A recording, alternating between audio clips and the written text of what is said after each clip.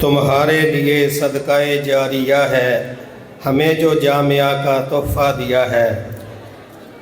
شیخین کریمین ماشاءاللہ میرے دائیں اور بائیں تشریف فرما ہیں۔ اللہ تعالیٰ سے دعا ہے کہ اللہ تعالیٰ ہمارے ان شیخین کی حفاظت فرمائے۔ ماشاءاللہ انہوں نے ان کی محنتوں کی وجہ سے ہمیں اہل علاقہ کو یہ اتنا پیارا عظیم الشان ادارہ میسر آیا ہے۔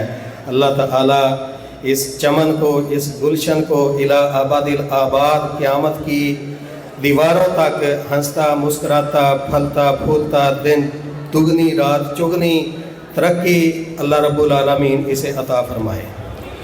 تو ابھی بلا تاخیر مختصر سے خطاب کے لیے آپ کے سامنے تشریف لاتے ہیں ہمارے جامعہ کی کلاس ابن مسعود کے طالب علم حافظ طلحہ عبداللہ۔ آپ سے مختصر دورانیے کے لیے ہم کلام ہوتے ہیں حافظ طلحہ عبداللہ۔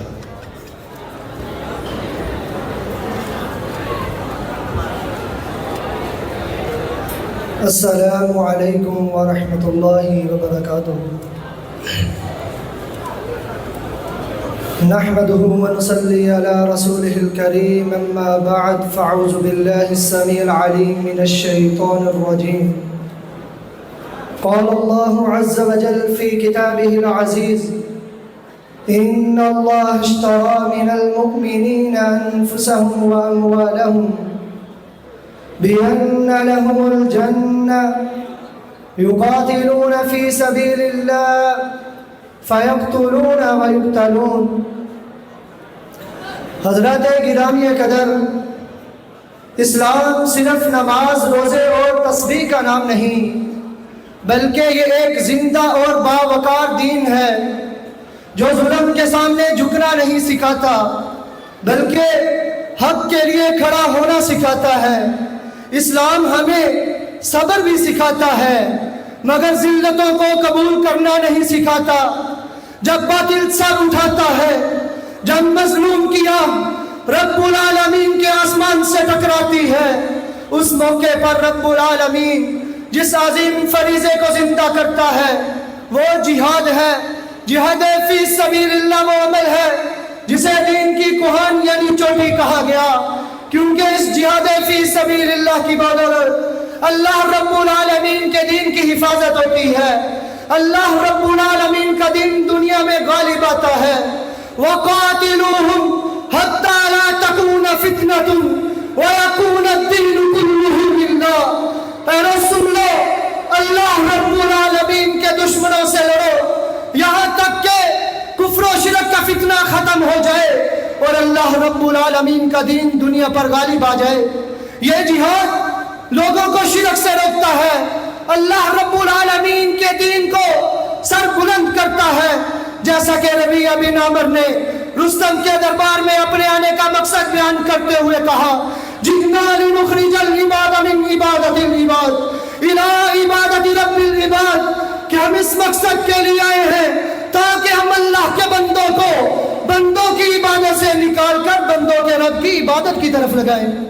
حضرات گرامی قدر، یہ جہاد مظلوموں کی مدد کا ذریعہ ہے۔ رب کریم نے ارشاد فرمایا: وَمَا لَكُمْ لَا تُقَاتِلُونَ فِي سَبِيلِ اللَّهِ وَالْمُسْتَضْعَفِينَ مِنَ الرِّجَالِ وَالنِّسَاءِ وَالْوِلْدَانِ الَّذِينَ يَقُولُونَ رَبَّنَا أَخْرِجْنَا مِنْ هَذِهِ الْقَرْيَةِ الظَّالِمِ أَهْلُهَا وَاجْعَل لَّنَا مِن لَّدُنكَ وَلِيًّا وَاجْعَل لَّنَا مِن لَّدُنكَ نَصِيرًا۔ رب کعبہ کی قسم، اللہ رب العالمین کا دین بندوں کا محتاج نہیں۔ اللہ رب العالمین اپنے دین کو غالب کرنے اور اپنے دشمنوں سے خود انتقام لے سکتا ہے، جیسا کہ رب العالمین نے پہلی امتوں میں اپنی اسی سنت کو زندہ کیا، ہاتھی والوں کو اپنے لشکر سے ہلاک کر دیا۔ یہ جہاد اللہ رب العالمین اس کے ذریعے سے اپنے مجاہد اور مخلص بندوں کو ادا کرتا ہے۔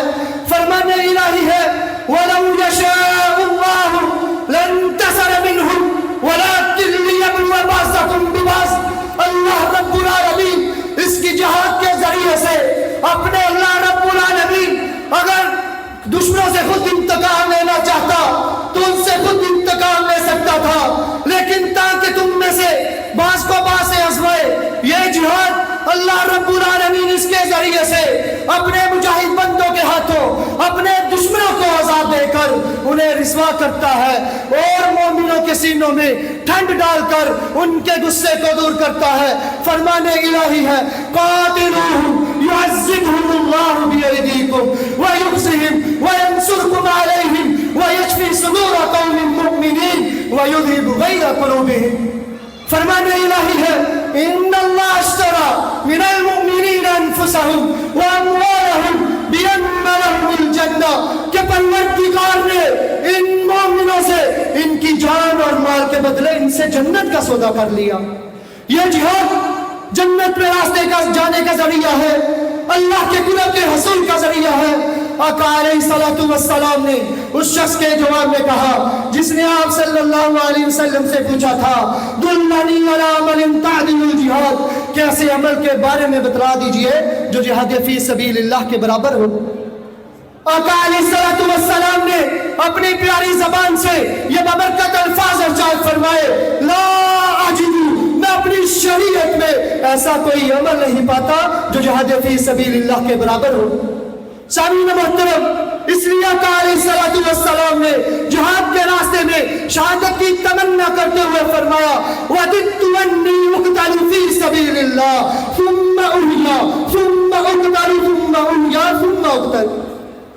سامعین محترم، اگر اس دنیا کا اندازہ لگا لیا جائے تو سب سے بڑے لوگ ہندوستان کے وہ مشرک ہیں جو ایک اللہ کو چھوڑ کر ہزاروں معبودوں کی عبادت کرتے ہیں۔ آقا علیہ السلام نے ان سے لڑنے پر خصوصی بشارت دیتے ہوئے ارشاد فرمایا اصابتان من امتی احرزهم اللہ من النار، اصابت تغزو الہند واصابت تکون مع عیسی ابن مریم، کہ اللہ رب العالمین نے دو گروہوں کو جنت کی بشارت دے دی۔ وہ دو گروہ کون سے ہیں؟ اصابت تغزو الہند، ایک وہ گروہ ہے جو اللہ رب العالمین کے راستے میں غزوہ ہند کرے گا، وَإِصَابَةٌ تَكُونُ مَعَ عِیسیٰ ابن مریم، اور دوسرا وہ گروہ ہوگا جو عیسیٰ بن مریم کے ساتھ مل کر دجال کے خلاف لڑے گا۔ یہ جہاد اللہ رب العالمین دنیا میں سے عزت و رفعت، دین کی سربلندی، مومن بندوں کی پہچان، اللہ کے جنت میں داخلے کا ذریعہ، اللہ کے قرب کے حصول کا ذریعہ ہے۔ اس سے فرار نفاق کی علامت ہے۔ آقا علیہ السلام نے ارشاد فرمایا من مات ولم یغزو ولم یحدث به مات علی شعبۃ من النفاق، اس سے روح مردانی ذلت کا سبب ہے۔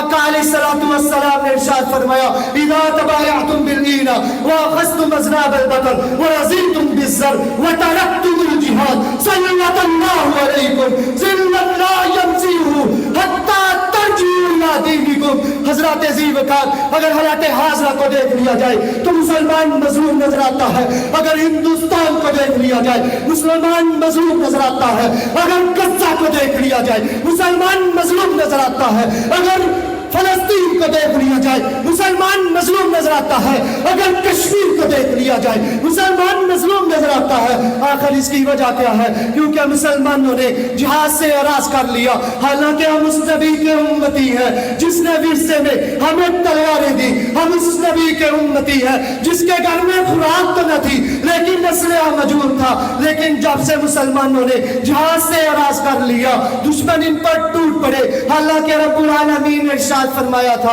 وَعِدُّوا لَهُمْ مَا اسْتَطَعْتُمْ۔ میں اپنے آج کے نوجوان کو یہ پیغام دینا چاہتا ہوں، اٹھ شیر مجاہد ہوش میرا، تعمیر خلافت پیدا کر، کیوں فرقے ہوتا ہے، اب ایک جماعت کو پیدا کر تو بھی ترقی دنیا میں، اسباب تجارت پیدا کر، قانون کی دولت ٹھکرا دے، عثمان کی دولت پیدا کر۔ اسلام کے دم تو پڑتا ہے، کفار سے پھر کیوں ڈرتا ہے؟ یا تو اسلام کا نام نہ لے یا شوق شہادت پیدا کر، اور دل سے یہ کہہ کر گھبرائے نہ، حالات بدلنے والے ہیں، جو کانٹے بن کر آئے تھے وہ لمحے ٹلنے والے ہیں۔ مظلوموں کی آہوں نے شعلوں کی ردائیں پہنی ہیں، مظلوموں کی آہوں نے شعلوں کی ردائیں پہنی ہیں۔ ہمت نہیں جوانوں میں، ہمت نہیں طوفانوں میں، جذبوں کو ہمارے چھین سکے، جتنا ہم سے الجھو گے ہم اور مچلنے والے ہیں۔ والسلام۔